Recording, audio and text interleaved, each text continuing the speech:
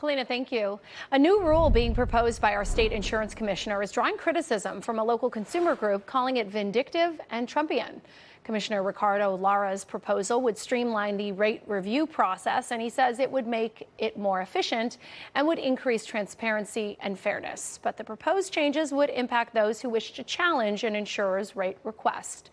I'm joined now by Jamie Court, the president of LA-based Consumer Watchdog. Jamie, thanks for joining me this morning. My pleasure. So Consumer Watchdog has been one of the most consistent challengers of the rate hike requests and an outspoken critic of Lara. So how would this proposed rule impact Consumer Watchdog or really any person or group who wishes to challenge a rate hike?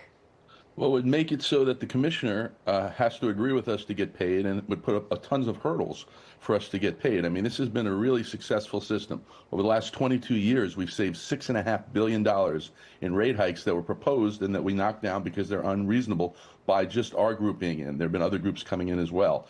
And we've been paid about $14 million to save $6.5 billion. That's 25 cents for every $100 saved.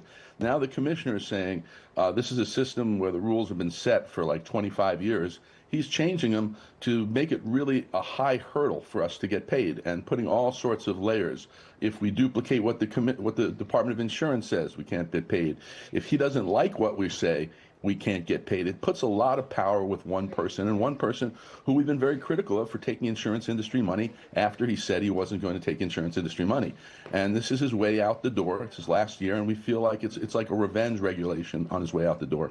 And you mentioned getting paid, because those who challenge these rate hike requests are paid money for their work as reimbursement for their cost of participation. But Lara and critics accuse your organization of scooping up 90% of the fees that have been paid out to, as you mentioned, several $1 million.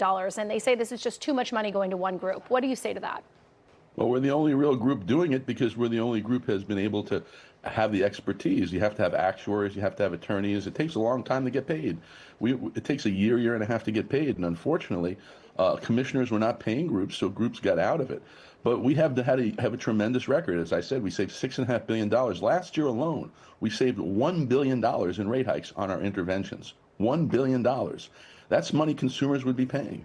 And so, but right now he's trying to drive out the last group, and he's doing it intentionally. And by the way, Governor Newsom's behind him too. They want home insurance companies to get their rate hikes quicker. The governor said that in a stage in New York, and they want them to get them whether they're deserved or not. And our rates are not low. They're in the mid-range, but they're going up. The commissioner just approved literally a quarter of, or actually 5 companies just applied for $250 million in rate hikes. And if we're not there to challenge whether they're reasonable or not, they're going to go through, because when the commissioner looks at a rate and we're not involved, and this is just statistics, he approves 95% of the rate.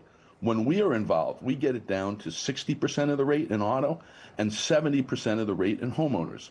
And so we are saving people hundreds of millions of dollars when we get involved. And he doesn't want that, because he wants the companies to get their rate hikes, because he claims to want them to stay in the state. But just because they get the rate hikes don't mean they're going to sell to everyone. It's just money coming out of people's pockets. And I think it's a terrible way of dealing with things if you're a regulator, to allow rate hikes to go through that are unreasonable.